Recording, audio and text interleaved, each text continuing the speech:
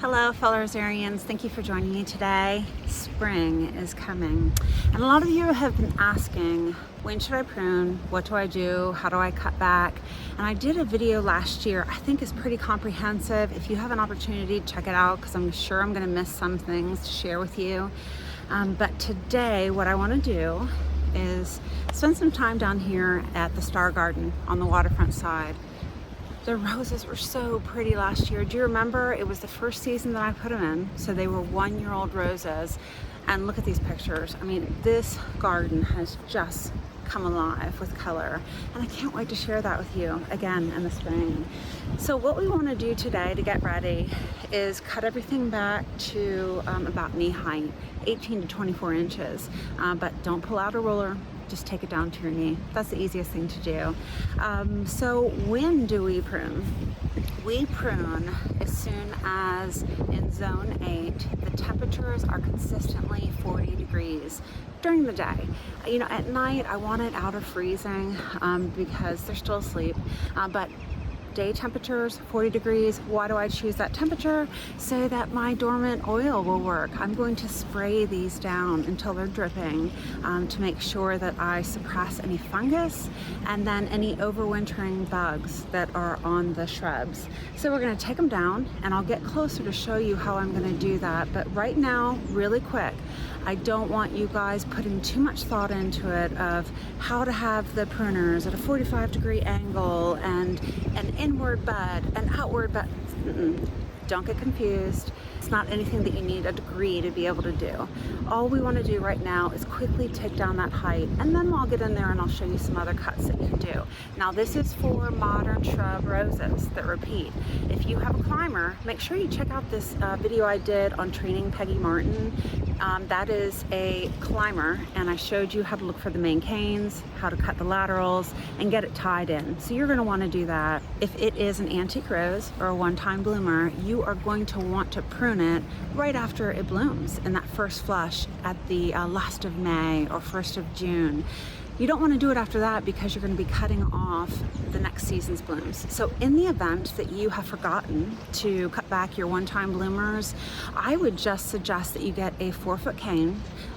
You know, the 4-foot plastic canes, pop it in the ground next to it to give it a little bit of support if it's arching, and then just clip it in or tie it in, and then wait to cut that one back until it's your first flush. In the event that you don't know what you have, if it's a modern, a climber, and you're just really new to roses, let's go ahead and use this method of modern roses. If it won't bloom in the first year, there's your answer. It was a one-time bloomer. If it does bloom, then you know that it's a modern shrub. But these are all things that you're going to learn as we go along. So let's look real quick at the beds, the way that they look right now. You can see that I left that extra height on it for the winter. I made it either waist or chest high so that we could make sure that we have enough length that in the event that there's dieback, that I don't have to cut them back too far to cut out the dieback. But I also don't want them too tall that they're going to snap in the wind. So this is how the beds look right now. I definitely need to weed. I need to cut back that nepeta, and I've got my little Missy boxwoods, and they need to be topped also, but I don't think that we're gonna do that in today's video. So I'm gonna go ahead and put it on fast forward, and you can watch me clip through here. And what I just want you to see, first off, is all I'm doing is taking down the height to knee height on all of them. I'm not doing any other cuts right now, okay? Let's go ahead and do that. One thing that I forgot to add that I want to share with you is if it is a first season rose that you've put in, some of them may not be at a height where you can even cut them to 18 or 24 inches because they're going to be too small. Don't stress about that. If you want to leave a little bit of extra height on your rose, especially if it's a new rose, go ahead and do that. And so as I was cutting down, I wanted to share with you what the new growth looks like. These are called nodes, and this is where the new canes and the leaves will shoot out from. And so if you're looking really close, you can see, do you see behind my finger there, that pink little nubbin? That is where it's going to shoot new growth. So as you're choosing, when you're just hacking them down right now without a whole lot of care in the world, just getting them to your knee height, look to cut right above one of these, okay, just like that.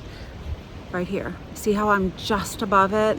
And that way we know it's going to push all of its energy now shooting here to these. Then we're going to come in after we've, you'll see me going through here, and then we will do a little bit more fine tuning with the dead and the diseased and the crossing, the dead and diseased and the crossing branches.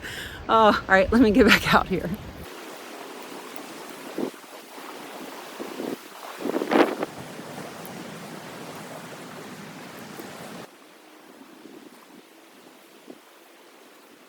Okay, so it took me about 15 minutes per 45 roses, and I only share that with you because I don't want you to stress about where your cuts are, the angle, and all that good stuff. You really just want to hack them down pretty quick, and then after you're to this point, now this is where you can take a hard look at everything. So first what we want to do is we want to cut out everything that is dead, and you can see this woody cane here. It's very woody, it's not green. So we're going to cut it all the way down till we see that green. I'll throw this out of the bed. I've got the same issue over here with this one, and so I'm going to pull it to the cane. You should wear your gloves because I'm already bleeding, but I didn't have them and I wanted to get this done. All right, so I'm pulling off all of the dye back. So this is from, whatever happened in winter with cold snaps and so forth. And now we're just going to look at, anything that's twiggy and see what we're left with at this point. Okay, so I've taken off all of the tips that are brown. And here we are. So now what we do, that we've taken off all of the dead, we're going to be looking for diseased. And I know that you're asking right now, what is diseased? I'm going to show, do you see here, these canes have a little bit of splotching. I pulled aside a cane that I'm going to pull over and show you in a second. I'll put it up here on the screen. What you're seeing with this cane is black spot. Black spot presents on the canes with dots, spots on it. And so we can cut it away. So I'll just go ahead and cut these away right now. And if they're main canes and you don't want to cut them away, that's where our suppressant's going to come in. So we've done dead, and we have now taken care of some of the diseased.